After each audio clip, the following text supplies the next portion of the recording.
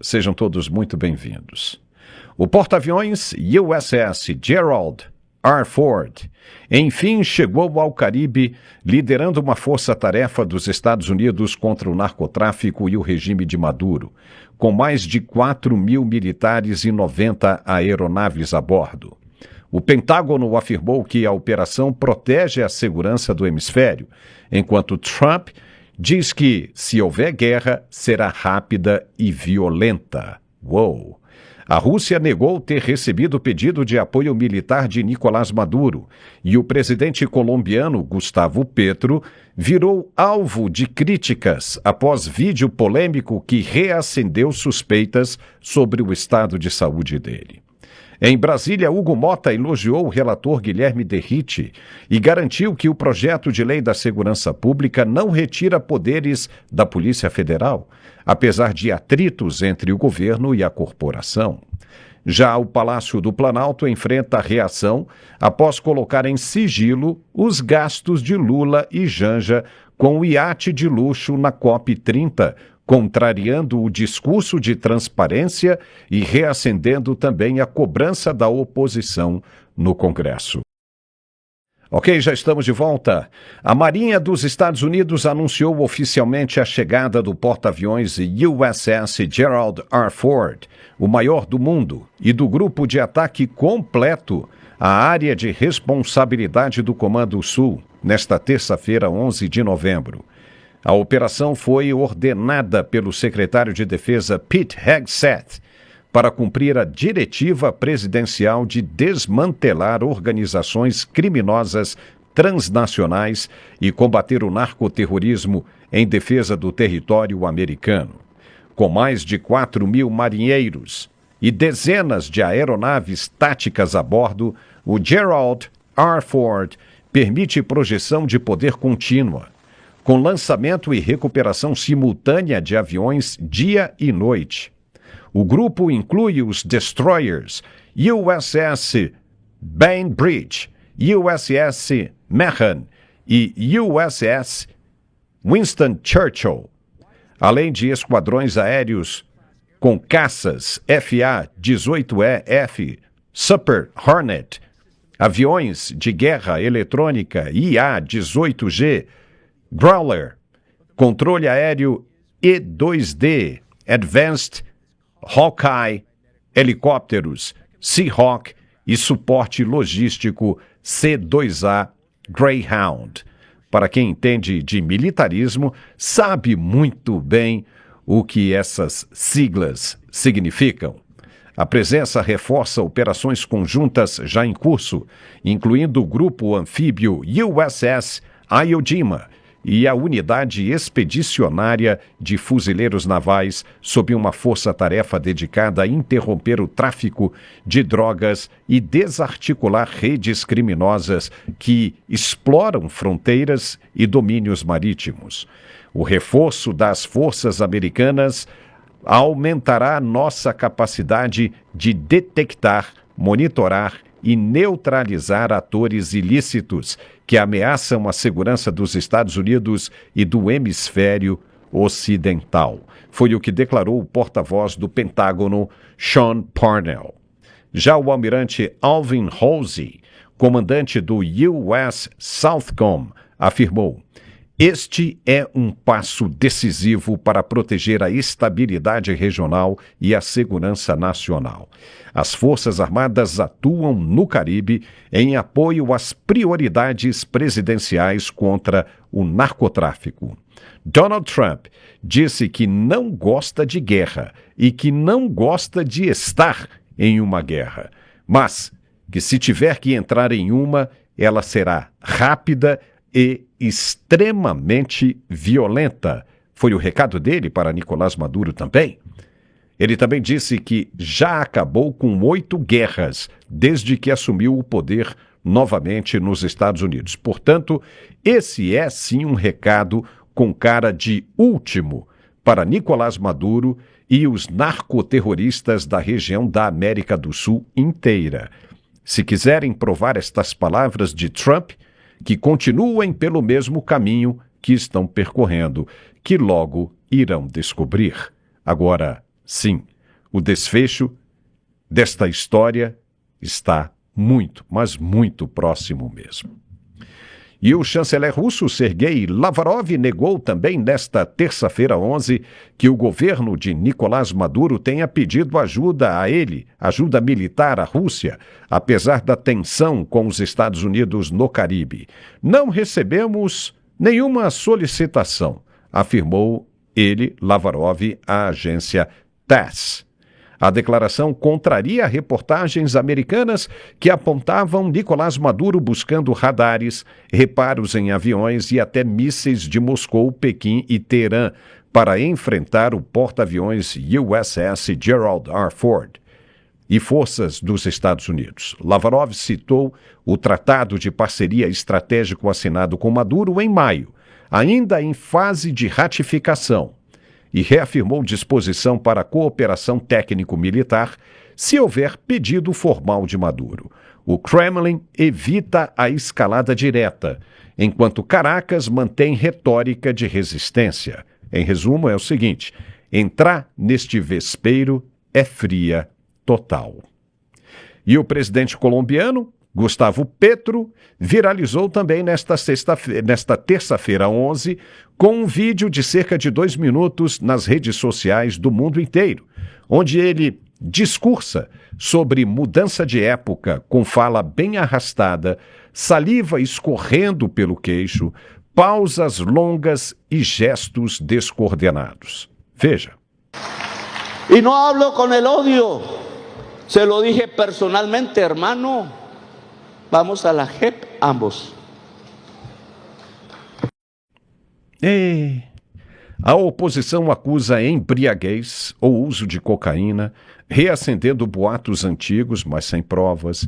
Aliados falam de cansaço após a agenda intensa, mas não parece ser isso. Sob Petro, cultivos de cocaína batem recorde em 2025, mas a erradicação é mínima, quase nada, e o vídeo alimenta assim a polarização e o desejo de fim do governo. Muito bem, agora vamos falar de coisas mais perto, né? Bem aqui, pertinho. O presidente da Câmara dos Deputados, Hugo Motta, falou há pouco sobre o projeto de lei que trata da segurança pública e que tem como relator o deputado Guilherme Derrite.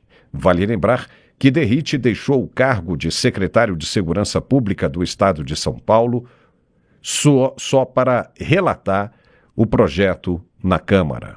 O presidente da Casa, Hugo Motta, elogiou a postura de Derrite e disse que o relator está deixando de lado qualquer tipo de ideologia em prol da segurança do país. Veja. Toda proposta legislativa abrangente como essa e que trata de um tema importante para a sociedade, como é a segurança pública, sempre existirá divergência. Quero aqui reconhecer o papel do relator, o deputado Derrite, de debater o tema de maneira técnica, não politizando esse assunto, que é um assunto por demais importante para a nossa sociedade. E o que a Câmara quer nesse momento é entregar uma proposta à sociedade que de fato dê condições das nossas forças policiais, sejam elas estaduais ou federais, do nosso poder judiciário, de atuar mais firmemente no combate às facções criminosas e ao crime organizado. É esse o desejo da Câmara, é nesse sentido que o relator tem trabalhado. Eu devo encontrar ainda hoje também com o ministro da Justiça, Ricardo Lewandowski, para tratar das sugestões do governo. Nós queremos fazer uma construção que todos os atores possam participar e, ao final, temos uma proposta equilibrada e uma proposta que entregue ao país a condição do nosso sistema de segurança ser um sistema mais eficiente e que tenha condições de diminuir os números da violência e termos uma sociedade mais segura. E você reparou ali atrás do Hugo Motta? Ele estava falando de segurança e os seguranças dele extremamente ativos, atentos, olho correndo a cada movimento. É interessante isso. Hugo Motta passa por momentos também muito difíceis da política brasileira. E ele também confirmou que nenhuma atribuição da Polícia Federal será retirada e que o texto vai preservar a soberania do país. Veja. Da mesma forma que a diminuição da atribuição da Polícia Federal para nós é uma questão já resolvida, nós não vamos permitir isso, nós também não permitiremos que nenhuma proposta coloque em risco a soberania nacional. Nós temos como base um preceito de que precisamos sim endurecer as penas, precisamos sim tipificar os crimes mais atuais, mais modernos, precisamos sim ser mais duros e enérgicos com os chefes das facções criminosas, mas sem permitir que haja qualquer questionamento acerca da soberania. Essa também é uma questão muito cara para nós. Por isso, a costura do texto ela tem que ser muito bem feita. O relator já está em Brasília dialogando. Nós queremos poder, até o final do dia, ter uma proposta mais apurada para apresentar à sociedade. Há total disposição da Câmara, do relator, de construir a melhor proposta possível para que ela possa caminhar não só bem na Câmara, como bem no Senado e dar as condições do Poder Executivo analisar a possível sanção. Muito obrigado. E o PL 5582 de 2025, enviado por Lula para combater facções criminosas, sofreu alterações pelo relator Guilherme Derrite, do PP de São Paulo, que condicionam a Polícia Federal à provocação de governadores em investigações conjuntas. Ou seja, a corporação reagiu com nota oficial chamando as mudanças de risco a um interesse público e defendendo a autonomia contra PCC e Comando Vermelho. Governistas acusam proteção à bandidagem. Hugo Mota mediu e garantiu que a Polícia Federal não perderá prerrogativas. Derrite recuou parcialmente, permitindo a ação própria da Polícia Federal em riscos nacionais. A votação está adiada para ajustes. Constitucionalmente, no artigo 144 da Constituição Federal, a Polícia Federal executa leis, investiga, reprime crimes federais e apoia o Judiciário e o Ministério Público, mas não legisla nem interfere no Congresso, de acordo com o artigo 59. Na nota pública, a Polícia Federal extrapola atribuições, politizando a corporação e ferindo a separação de poderes. Deve canalizar críticas por vias internas e não palpites públicos. O papel da PF é cumprir ordens, não discutir matérias legislativas. O caso alerta para o equilíbrio institucional no combate ao crime. E agora, para a gente falar um pouco mais sobre isso, do ponto de vista jurídico e legal, nós vamos conversar com o nosso analista de leis, de assuntos jurídicos e professor de direito, doutor André Marcília. Marcília, tudo bem? Seja muito bem-vindo, Como é que é esse negócio? A Polícia Federal, na sua opinião, não tem que cumprir leis? O que a Polícia Federal está aí debatendo, discutindo as atribuições do Congresso Nacional? Quer dizer que se não tiver de acordo com ela, ela vai cruzar os braços e vai fazer biquinho? Que história é essa? Eu queria que você me explicasse isso. A Polícia Federal tem essa atribuição? Seja bem-vindo, Marcília. Obrigado, Paulo. Prazer estar aqui contigo, com toda a sua audiência. Olha, a Polícia Federal, ela tem que cumprir as leis, ela não tem que discutir as leis, menos ainda discutir as leis que nem são leis ainda, que estão para serem feitas. Veja, Polícia Federal não participa de debate, Polícia Federal não participa de construção ou costura sobre projeto de lei, isso é uma completa aberração. Parece realmente, aliás, a nota oficial da Polícia Federal contra, ou enfim, dizendo que está muito preocupada, a Polícia Federal emitiu uma nota nesse sentido. Estamos vendo com preocupação alguns pontos do projeto de lei sobre antifacção. Veja, a Polícia Federal ela não tem que ter preocupação nenhuma, a não ser ir trabalhar, fazer um trabalho de polícia, de policiamento. É disso que se trata. Quem tem que se preocupar é o legislador. Todo policial elege também um congressista em seu nome, não é? A corporação, no entanto, ela é uma instituição, e a instituição não debate, não participa, não tem opinião, não é assim que funciona. E outra, a Polícia Federal é um poder que não tem autonomia, ela está dentro de outros poderes, então como é que ela pode se meter num debate ou se intrometer numa discussão sobre esse ou aquele relatório de um projeto de lei? Veja, isso é muito sério, sabe, Paulo? porque não apenas a Polícia Federal não pode se meter nesse debate, como mostra o quão grave nós estamos em termos de institucionalidade.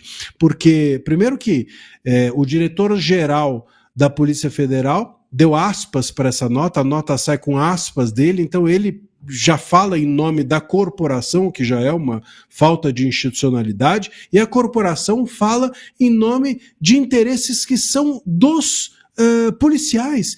Veja, eles não são sindicato. A Polícia Federal não é sindicato, a Polícia Federal não é associação. Se fosse uma associação, poderia aí sim dar a sua opinião. Mas a polícia, repito, cumpre leis, não discute leis. Isso mostra como o Congresso está esvaziado em termos de respeito. Todo mundo se mete no que o Congresso está fazendo. Ninguém respeita o trabalho do Congresso. O Congresso é aquilo, né? As nádegas na janela. Todo mundo passa a mão e também, de alguma maneira, nós não temos mais institucionalidade nenhuma no país. Todas as instituições estão cooptadas por uma visão pessoal. O que eu, agente público, penso, vale e é dito em nome da instituição. Se assim a gente não tem instituição, se assim não existe institucionalidade, se assim não existe Estado, democracia ou soberania para se preservar, como exatamente essas mesmas pessoas dizem que passam os seus dias preservando. Você não acha que isso é extremamente perigoso para o Congresso Nacional, especialmente num ano pré-eleitoral? Porque, veja, além disso, imagine se outras instituições resolvem dar pitaco, né? Ou seja, instituições administrativas que têm o dever de cumprir a lei, se todas elas resolvem dar pitaco no que os parlamentares fazem e legislam, como é que vai ficar o Congresso Nacional, Marcílio? E não é nem só isso. Vamos dizer o seguinte, que parte da Polícia Federal pensa isso que foi... porque não é possível que a gente acredite que toda a Polícia Federal tenha essa mesma opinião, que eles fizeram uma assembleia interna e resolveram, então, dar essa opinião em nome de todos. A unanimidade dos policiais federais do Brasil inteiro chegou a essa conclusão. Acho muito difícil que isso tenha sido feito, né? Então, provavelmente outros policiais federais que lá dentro pensam diferente. Então, hoje vem uma nota da Polícia Federal dizendo que se preocupa com o artigo tal do projeto de lei. Aí amanhã vem uma outra nota da mesma Polícia Federal dizendo que se preocupa com outro artigo e que o artigo que anteriormente ela tinha se preocupado, ela gosta. Você percebe? Não dá para suportar isso, inclusive porque não cabe, não tem como essas pessoas todas dizerem o que pensam pessoalmente em nome da instituição Polícia Federal. E você toca num outro ponto que é esse. Amanhã a Polícia Militar vai dizer o que sobre o projeto? Amanhã a Polícia Civil vai dizer o que sobre o projeto? Amanhã todo mundo, todas as instituições ou corporações ou organizações começam a se meter no debate público e aí vão fazer o quê?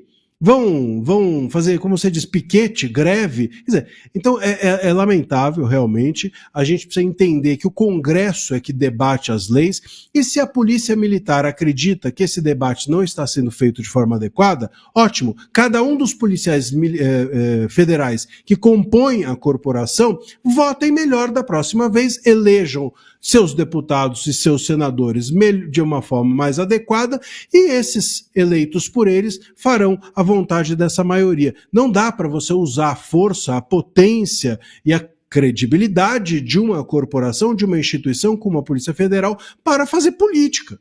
Polícia Federal não faz política. Repito, ela não discute leis, ela cumpre as leis. Ela está debaixo do guarda-chuva do Estado, não está debaixo do guarda-chuva do governo e nem do interesse pessoal dos seus agentes públicos. Marcília, parece que o Brasil virou a casa da mãe Joana, né? Agora todo mundo faz o que quiser, todo mundo manda, todo mundo agora fala alto e coisa e tal. O governo está acusando o Derrite de mudar, o Guilherme Derrite, que é o relator desse projeto de lei, de mudá-lo completamente, né? Deixá-lo bem diferente daquilo que foi enviado pelo presidente Lula. O que você achou do projeto de lei do Derrite? Olha, o projeto tem que ser mesmo mudado, porque do jeito que ele veio do governo era péssimo. Eu vou te dar um exemplo. Uma coisa que veio do governo era de que você tinha faccionado primário.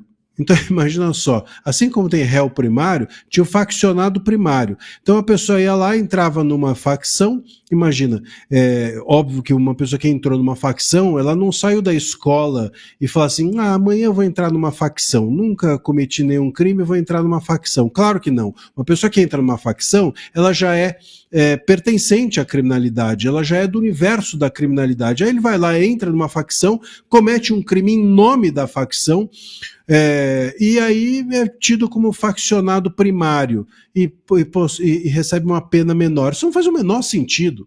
Uma pessoa que está numa facção, ela já é reincidente por natureza, porque ela entrou na facção como uma reincidência do crime que provavelmente ela já cometeu anteriormente. Então esse tipo de situação que vem do governo e vem de uma ideologia em que o criminoso é vítima do sistema capitalista e etc, etc, precisa acabar. Isso precisa mudar mesmo. Eu acho que a única coisa, no entanto, que não vai ser alterada, acho que o Derrite nesse sentido parece que não vai conseguir alterar, é a questão da equiparação dessas facções a grupos terroristas. Isso me parece ser inegociável. Eu acho até, Paulo, que isso é inegociável para o governo Lula, porque ele tem medo de, se as facções forem equiparadas a grupos terroristas, você possibilita intervenção estrangeira. Você possibilita um combate à criminalidade transnacional, como a gente fala. É isso que está acontecendo, por exemplo, na Venezuela. Eles entendem que existe ali grupos terroristas que inclusive estão dentro do Estado, da estrutura do Estado, e com isso o Maduro passa a ser alvo. Talvez o nosso governo, do jeito que tem alianças com Maduro, com a Venezuela, talvez tenha receio de equiparar-se a facção a grupo terrorista e amanhã o governo passar a ser o combatido. Me parece que esse deve ser um dos receios. E veja, eu não estou nem sendo irônico. Se a gente observar as denúncias que estão por vir, ou sendo cogitadas do Carvajal e de outras autoridades venezuelanas, há uma possível relação mesmo, inclusive, de recursos emprestados da Venezuela ao governo brasileiro, até para financiamento de campanhas, etc. Cogita-se isso, né? Vamos aguardar, mas cogita-se isso como uma possibilidade, e se isso for verdade, de fato, nós temos a entrada de dinheiro sujo para o governo. Isso é muito sério e pode sim fazer com que amanhã o Lula passe a ser, na visão do Trump, por exemplo, um Maduro número 2. Então esse me parece ser o grande receio dessa equiparação, a possibilidade de intervenção estrangeira aqui no Brasil. Tirando isso, eu creio até, Paulo, que vai haver uma possibilidade de que o Derrite toque isso adiante, seja porque o Derrite é uma pessoa técnica que conhece o assunto, seja porque o Alexandre de Moraes, me parece que em relação à segurança pública é um tema que não o desagrada, então, enfim, a gente tem que sempre agradar o Moraes em tudo, parece que esse é um projeto que talvez o agrade, porque ele vem de uma experiência de segurança pública, seja porque o governo federal entendeu que se ele não fizer esse projeto andar agora, Paulo, no ano que vem, durante as eleições, o governo vai ser massacrado, porque o tema da segurança pública vai ser, sem dúvida alguma, um tema importantíssimo debatido nas eleições do ano que vem. Se o governo agora for negligente ou omisso em relação à sequência desse projeto, no ano que vem ele vai pagar um preço altíssimo nas urnas.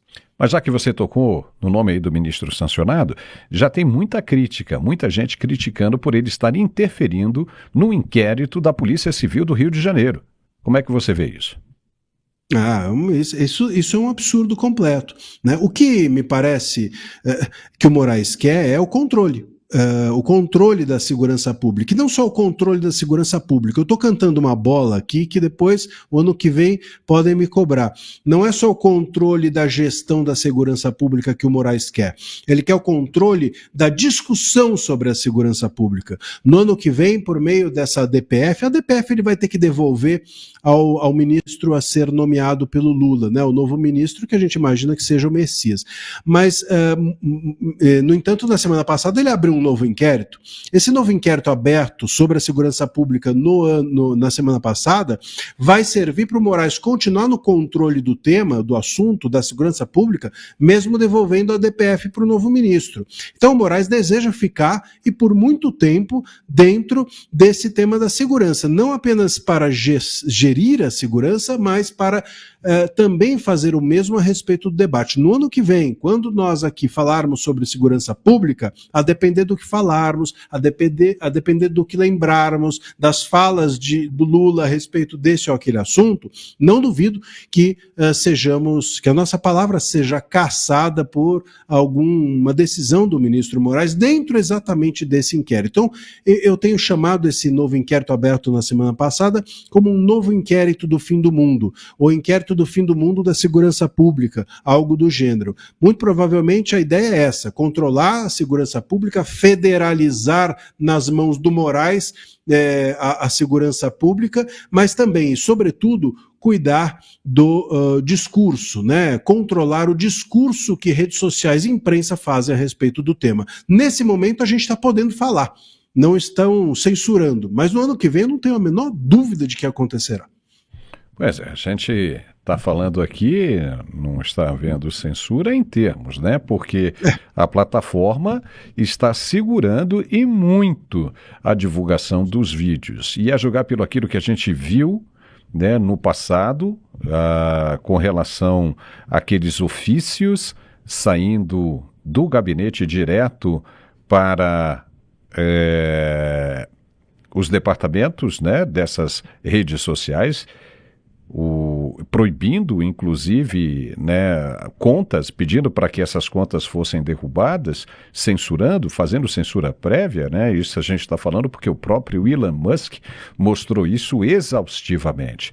E pedindo segredo, né? Ou seja, os ofícios pediam segredo, né, para que a população não soubesse que estava havendo ali, naquele momento, uma incursão contra a Constituição Federal, um crime contra a Constituição Federal cometido por quem deveria zelar pela Constituição Federal. Então, com base nisso, a gente consegue entender perfeitamente bem hoje como é que funciona o esquema. Então, quer dizer, hoje a gente está podendo falar, mas ao mesmo tempo não está podendo falar. Se você fala, como nós estamos falando aqui, a plataforma vem e coloca um shadow ban, né, em cima de todo mundo. Você vê que está todo mundo aí, né, estrangulado por causa disso. Então isso é uma coisa que precisa acabar, né? Vamos ver quando é que isso vai acabar.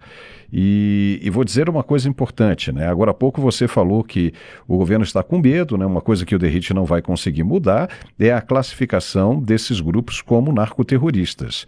Só que o Brasil não precisa disso, né? Ele não precisa fazer isso, não depende apenas do Brasil. Se os Estados Unidos decidirem, eles mesmos classificam esses grupos, essas organizações como narcoterroristas e tomam as medidas que devem tomar. Porque veja, né, haja visto o que está acontecendo agora na Venezuela. Hoje nós estamos falando disso, da chegada do porta-aviões Gerald Ford ali no Mar do Caribe, e agora, da agora para frente, a ripa vai descer. A ripa vai descer, os caras não vão tirar um porta-aviões, né, ou um aparato, movimentar um aparato bélico e militar desse tamanho em troca de quê? Isso envolve dinheiro, dinheiro pesado. Esse porta-aviões estava num lugar estratégico, lá do outro lado do continente, e se moveu para cá. Então está na cara, claro, né, que o governo americano tem intenção de usá-los, né, todos esses destroyers e porta-aviões que estão aí, né, no Mar do Caribe. E já que estão aí, para descer um pouco mais para o sul, não é problema nenhum. Basta eles considerarem que o narcotráfico, o narcoterrorismo, se estendeu ou tem origem também no Brasil, que os caras descem para cá. E aí não tem quem vá resolver isso. Não tem. Marcília, uma outra coisa que eu quero saber de você é o seguinte: nesta terça-feira começa no Senado, vai acontecer no Senado, a audiência de recondução ou não do Procurador-Geral da República, Paulo Gonet, ao cargo para um novo mandato. O que você acha que vai acontecer, Marcília? Você acha que ele será reconduzido? Porque o que acontece é o seguinte, né? Os senadores têm a chance agora realmente de mudar. Agora nós vamos saber quem estava falando a verdade ou quem apenas estava tentando sensibilizar o eleitorado para as eleições de 2026, ou seja, para ganhar votos. Porque se chegaram a reunir mais que 42 assinaturas pedindo o impeachment de um ministro sancionado, e agora eles têm na mão a chance de remover o Procurador-Geral da República, se eles conduzirem ou reconduzirem esse procurador para mais um mandato, vai ficar esquisito demais. né? Você vai precisar agora entender o que estava por trás desses senadores. Pelo menos a gente vai compreender isso, né? E eles vão apostar no esquecimento, na memória curta do brasileiro. Ah, depois eles esquecem. Será que o povo vai esquecer se ele for reconduzido, Marcília? O problema é que, infelizmente, a gente tem um Senado submetido. Como é que vai acontecer essa sabatina agora, dia 12? Funciona assim. Primeiro, eles passam pela CCJ, né? Então, a CCJ tem lá 27 membros. Desses 27 membros, precisa passar o nome dele por 50% mais um. Depois vai para o plenário, aí precisa passar o nome dele 50% mais um. Ou seja, se são 27 membros na CCJ, é necessário que eles tenham ali 14 votos, né? Só para você ter uma ideia, em 2023 o Gonê conseguiu 4 votos contrários. 4 pessoas votaram contra ele, né? A expectativa, o levantamento que está sendo cogitado a respeito disso é que agora aumente para 10. Não é suficiente porque precisaria de 14. Depois vai para o plenário. E no plenário, a mesma coisa, precisa de 50% mais um. O que aconteceu em 2023? Ele recebeu 11 votos contrários. 11 dos 40, 40 precisa de 50% mais um, precisaria, portanto, de 41 votos contra ele para ele não passar. Ele recebeu só 11 contra ele. A expectativa agora que está sendo cogitada é de que ele receba 25. Ou seja, o que eu quero dizer com isso? De 2023 para cá, a oposição conseguiu se mobilizar para ter mais votos, mas não passa nem perto do suficiente. Se em 23, no plenário, recebeu 11 votos contrários, agora passará a 25, mas ainda assim muito distante dos 41 necessários para o nome dele ser reprovado. Então a expectativa, Paulo, é de que o nome do Gonê seja sim aprovado, mesmo com a oposição conseguindo mais votos, mesmo com a resistência da oposição. O Gonê vai ser aprovado, né? E isso daí a gente deve ler de duas formas. Primeiro, que a oposição não tem força suficientemente para confrontar o STF. O Gonê, ele não é uma pessoa que está sozinha. O Gonê, ele está de mãos dadas com o Moraes. O Gonê, ele é uma extensão do poder do Moraes. A PGR é um puxadinho do STF. A aprovação do Gonê é uma aprovação submetida ao Moraes. É o Moraes que está aprovando dentro do Congresso o Gonê. Portanto, a primeira leitura com a aprovação do Gonê que a gente deve fazer é: o Moraes tem dentro do Senado mais força do que o próprio Senado. Essa é a primeira leitura que tem que ser feita. A segunda leitura é a seguinte: óbvio que um Senado que não consegue reprovar o Gonê, imagina só se é capaz de aprovar o impeachment de ministro do STF. Claro que não consegue.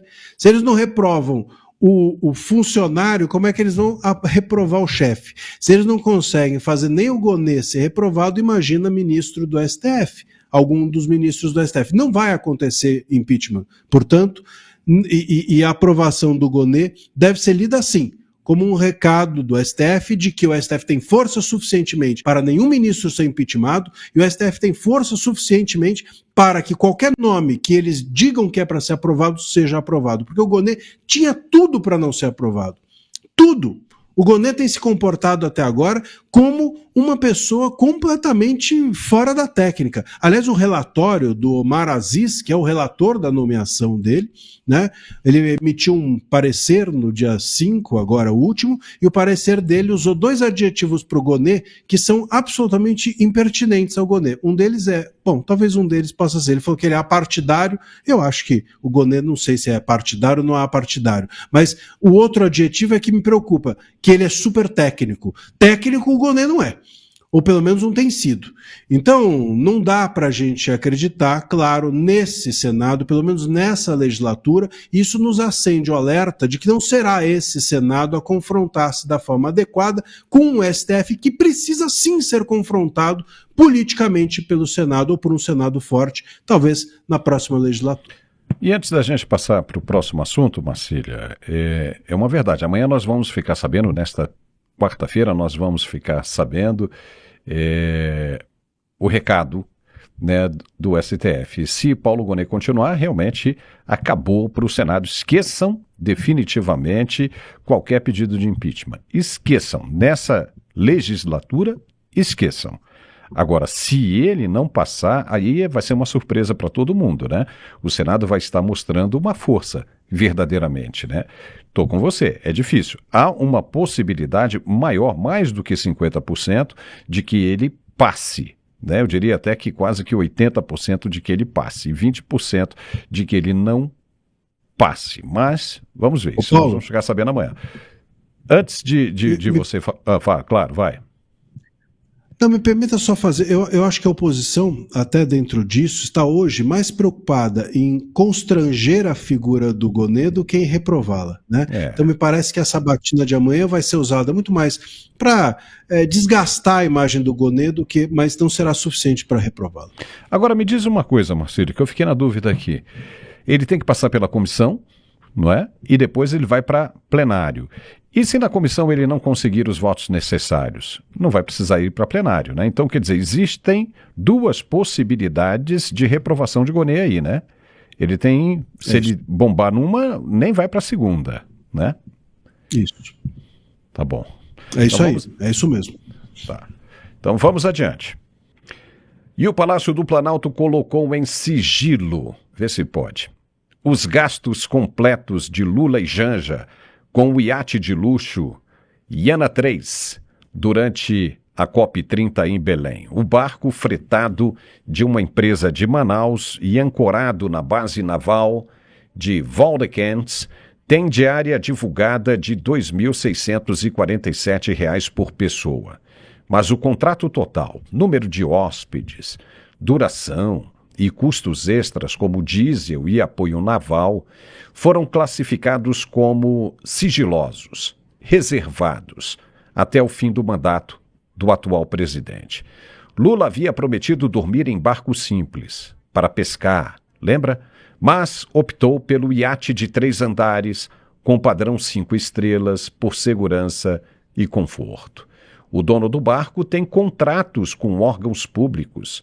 Em resposta às críticas, Lula disse na COP30 que gastar com armas o dobro do que destinamos à ação climática pavimenta o caminho para o apocalipse, desviando o foco do luxo pessoal para prioridades globais. Mas a oposição cobra transparência, não tem jeito, no Congresso Nacional.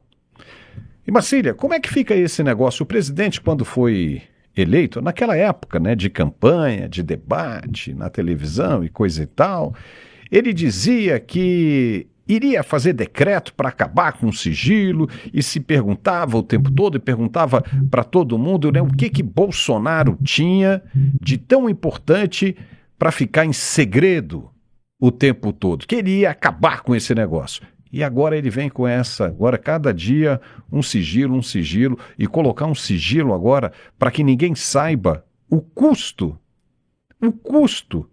do barco que ele ficou em Belém. É sacanagem, né, Marcília? É sacanagem. Por que ele acha que o povo não pode saber? Porque vão comparar, vai ficar ruim demais com a realidade que ele prega? Qual é a sua opinião sobre isso? Isso daí, né? Bom, ele podia botar sob sigilo os discursos dele, né? Eu acho que isso talvez fosse algo que eu concordaria, enfim, com alguma medida. Mas, infelizmente, ele coloca os gastos. Os gastos todos nós gostaríamos de saber e devemos saber. Veja, esses gastos não são dele. Esses gastos são nossos. O que a gente quer saber é quanto a gente está pagando por isso. Pô, é absurdo. Né? É completamente absurdo. É como se você chegasse, por exemplo, para um dono de empresa, chegasse para o financeiro dele e falasse assim, escuta, quanto é que as equipes aí estão gastando da minha empresa? Fala, não posso dizer porque é sigilo. Fala, bom, mas eu sou o dono da empresa. O dono dessa empresa somos nós, ou deveríamos ser. Ou é isso pelo menos que a Constituição contou que éramos. Então, a inversão é total de valores, porque no momento em que ele não conta pra gente quanto a gente está gastando com ele, que é nosso funcionário, é isso que o Lula é um funcionário eleito, mas é um funcionário. Então não é à toa que aqueles funcionários que são concursados nós chamamos de servidores porque eles servem a nós, ao público, servidores públicos, né? Quando essas pessoas que deveriam nos servir passam a colocar tudo sob sigilo, estão escondendo dos donos da empresa, que somos nós, aquilo que eles gastam. E aí, só por aí você percebe o absurdo total. Não só o absurdo, mas o ilícito, né? Então, assim, esses gastos, o que eles querem com isso, ou ao tornar esses gastos sigilosos, é controlar o debate público. Porque você, Paulo, sabe muito bem que no jornalismo, no momento em que, se hoje um gasto é feito e é debatido e esse gasto se torna público, nós vamos conversar sobre isso, nós vamos debater a respeito disso, nós vamos mostrar o absurdo, no dia seguinte também, no terceiro dia também, daqui a uma semana surge outro absurdo e nós vamos esquecer aquele anterior. Faz parte, não estará mais na pauta, não será mais uma pauta quente, como a gente fala, não será uma hard news, e esse é o intuito do Lula. Daqui um mês, um ano e etc., quando esses gastos vierem à tona, ninguém mais lembra, ninguém mais percebe que aquilo era abusivo, e essa é a intenção, controlar, evitar, desidratar, desnaturalizar o debate público a respeito desses gastos. Com isso, ele consegue desviar o foco das coisas, dos gastos que ele tem, como ele, a Janja e todo mundo tem cometido. Isso é totalmente irregular, nós temos o direito de saber os gastos que nós temos com eles, e eles têm o dever de nos entregar. E quando eles não entregam, deveria ser, a gente estava falando dos deveres, inclusive dos demais poderes, seria dever do GONE, por exemplo, inclusive da PGR, fiscalizar esses gastos. Né? Se estão sob sigilo e esse sigilo é indevido, por que o GONE ou a PGR não vai lá e cobra que esse sigilo é indevido? Por que não cobra explicações? Por que o Moraes, que gosta de dar 48 horas para todo mundo, não dá 48 horas para que o Lula explique os seus gastos? Quer dizer, o governo do Rio de Janeiro tem que explicar em 48 horas tudo o que faz, mas o Lula pode fazer tudo o que quer e não tem que explicar isso para ninguém. Então é óbvio que isso é irregular, é óbvio que não é assim que funciona uma democracia. E, no entanto, é assim que tem sido o procedimento dele. Como você bem lembrou, na época do Bolsonaro, me lembro perfeitamente que em debates o Lula dizia que ia derrubar todos os sigilos do Bolsonaro e que jamais colocaria nada dele em sigilo. Durante o seu governo, até a agenda da Janja foi para sigilo, e agora esse iate de luxo e outros quitutes mais usados por eles nessa COP, nessa FLOP 30, como se tem dito, estão todos sob sigilo.